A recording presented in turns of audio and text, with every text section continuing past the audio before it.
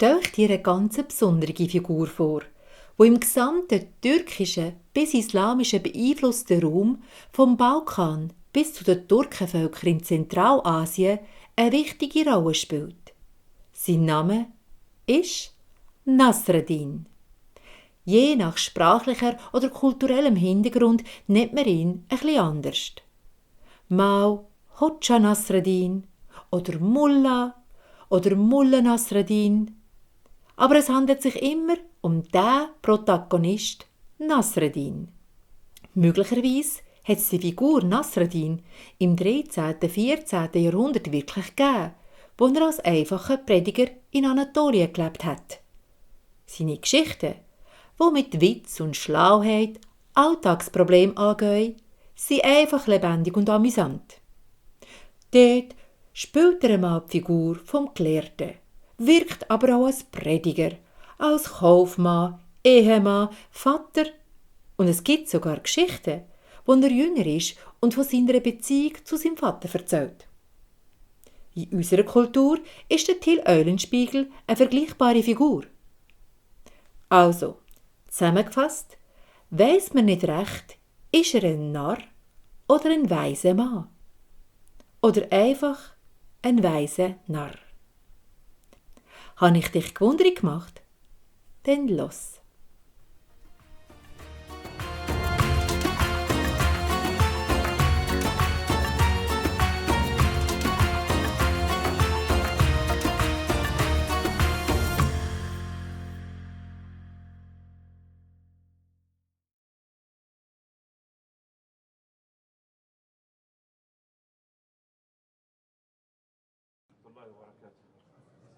الله أكبر الله أكبر الله أكبر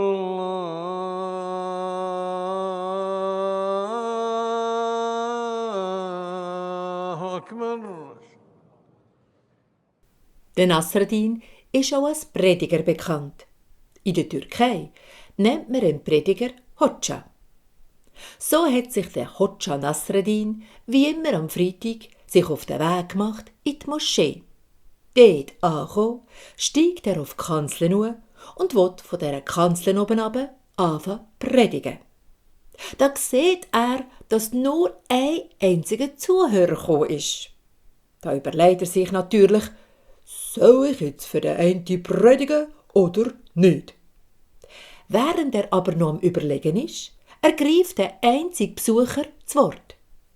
Hoxha, ich bin ein einfacher Mann und nur ein Stallknecht, der zu der Ross schaut. Aber wenn ich in den Stall komme und dort nur ein Ross steht, gebe ich ihm trotzdem etwas zu fressen. Oh, der Hoxha lächelt und freut sich über die Worte von dem Mann und fährt an zu predigen. Er predigt von allen und den Menschen, von Lügen und Wahrheit, von Mann und Frau. Er predigt und predigt, er predigt sich warm, er predigt sich heiß. Und nach 2 Stunden fragt er den einzigen Zuhörer: Und, mein Freund, wie hat's dir gefallen? Der einfache Mann, der Rossknecht, schaut den Hoxha ganz müde an, schnauft tief durch und sagt: Hoxha, ich bin nur ein einfacher Mann, ein Rossknecht. Aber wenn ich in den Stall komme und dort nur ein Ross steht, gebe ich dem Ross nicht das Futter von allen Ross.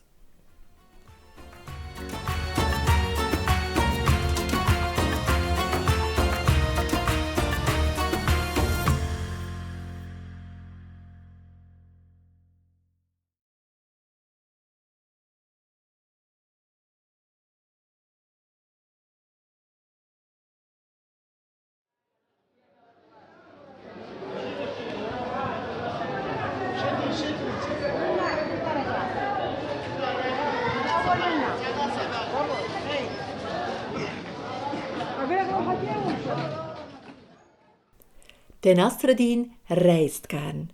So hat er sich aufgemacht nach Marokko, in die Stadt Marrakesch, auf einen riesigen Basar. Nach einer langen Reise durchquert er die Stadttor und läuft rein, in die Altstadt, wo der grosse Basar stattfindet. Dort, wo die vielen Gassen sind, mit dieser Unmenge an Ware. Da gibt's eine Gasse, da werden nur lederne Schuhe und Taschen verkauft. In einer anderen Gasse Früchte, Wege von Erdbeeren, Orangen, Datteln und dazwischen wird Münzentee angeboten und vieles mehr. In einer weiteren Gasse da wird geschlachtet. Die Katzen warten geduldig darauf, bis die Schlächter die Innereien vom Tisch schieben. Doch der Nasreddin läuft weiter und weiter bis ans Ende von dem Basar, weil dort werden nämlich Tiere verkauft.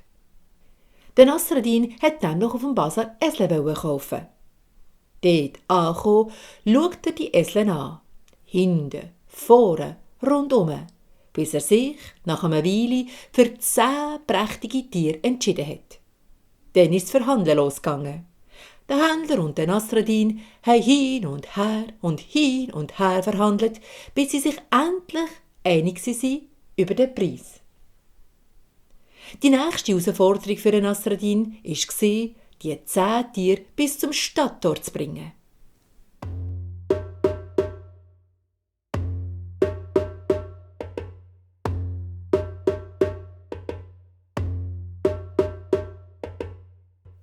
Wo der Nasreddin endlich mit diesen 10 Eseln am Stadttor angekommen ist, treibt er sie durch und ist froh gewesen, geht's endlich einfacher und schneller vorwärts.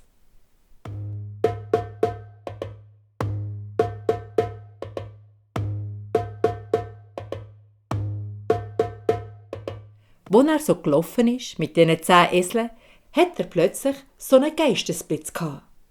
Nasreddin, jetzt kaufst du 10 Esel und laufst neben ihnen her. Wie blöd muss man da sein? Nach dieser Einsicht haltet er einen von diesen Eseln an und steigt auf und treibt die anderen Tiere vor sich hin.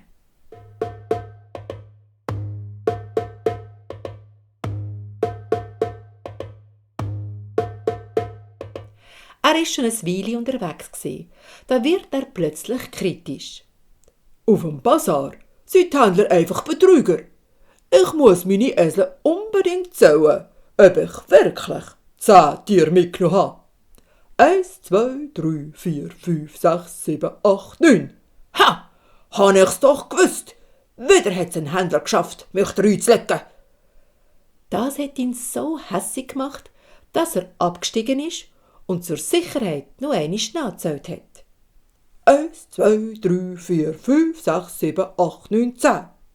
Ah, habe ich doch 10 Tiere. Dann ist ja alles in Ordnung. Beruhigt steigt der Nasreddin wieder auf den einen Esel. Und weil er einmal 9 und dann 10 bekommen hat, hat er noch einmal auf dem Esel anzählen. 1, 2, 3, 4, 5, 6, 7, 8, 9. Und er hat natürlich 9 bekommen, weil er jedes Mal der Esel, wo er drauf gesessen ist, nicht mitgezählt hat. Hä? Wie kommt das? Ein ist 9, ein ist 10. Er war ganz verwirrt. Er hat sich das einfach nicht erklären. Da sieht der Nasreddin, dass ein Mann auf dem Kamel in seine Richtung entgegenzureiten kommt.